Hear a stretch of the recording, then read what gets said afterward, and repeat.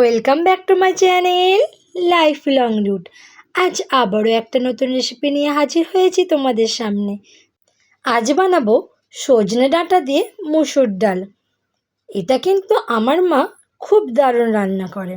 সজনে ডাঁটা দিয়ে মুসুর ডাল করার জন্য ডাঁটাগুলোকে ভালো করে ছাড়িয়ে ধুয়ে নুন হলুদ মাখিয়ে তেলে লাল লাল করে ভেজে নেব। ডাঁটা দিয়ে যেই রান্নাটাই করা হোক খেতে খুব টেস্টি হয়। ঝাল বলো, চচ্চড়ি বলো, আর ডাঁটা দিয়ে ডালই বলো, সত্যি খুব দারুণ লাগে খেতে। তো চলো বন্ধুরা, ডাঁটাগুলো আমি তেলে দিয়ে লাল লাল করে ভেজে নিলাম। এবার একটা বাটিতে মুসুর ডাল ভালো করে ধুয়ে নিয়ে তাতে তেজপাতা, দুটো শুকনো লঙ্কা, একটু হলুদ গুঁড়ো, একটু লঙ্কা গুঁড়ো, পরিমাণ মতো নুন, কুচানো পেঁয়াজ, একটু আদা বাটা, একটু রসুন বাটা আর সর্ষের তেল দিয়ে ভালোভাবে চটকে চটকে ডালটা মাখিয়ে নিতে হবে। ডাল থেকে একটা সুন্দর স্মেল বেরিয়ে আসবে, তাহলেই বুঝতে পারবে ডালটা মাখানো হয়ে গেছে।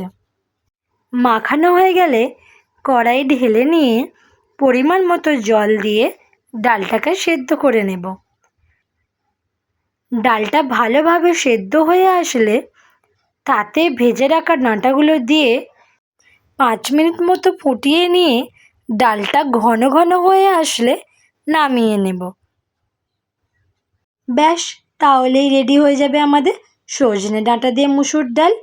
এই রান্নাটা করতে বেশিক্ষণ সময় লাগে না, এই রান্নাটা খুব তাড়াতাড়ি হয়ে যায়। দুপুরবেলা গরম ভাতের সঙ্গে এরকম একটা ডাল আর লাল লাল করে কাঁচা পেঁয়াজ দিয়ে আলু মাখা, ওহ দারুণ লাগবে, সত্যিই বলছি বন্ধুরা, জমে যাবে। আমি মায়ের কাছে আসলেই প্রায়ই বলি, মা সজনে ডাঁটা দিয়ে মুসুর ডাল রান্নাটা করো তো, তোমার হাতে ওই রান্নাটা খুব দারুণ লাগে। তাই তোমরাও এই রেসিপিটা ট্রাই করে দেখতে পারো বন্ধুরা, সত্যি খুব দারুণ লাগবে। যদি এই ভিডিওটা ভালো লেগে থাকে তাহলে লাইক, শেয়ার অ্যান্ড সাবস্ক্রাইব করে দিও বন্ধুরা। যদি তোমরা চাও আবার দেখা হবে নেক্সট ভিডিওয়। আজ এই পর্যন্তই। ওকে, বাই।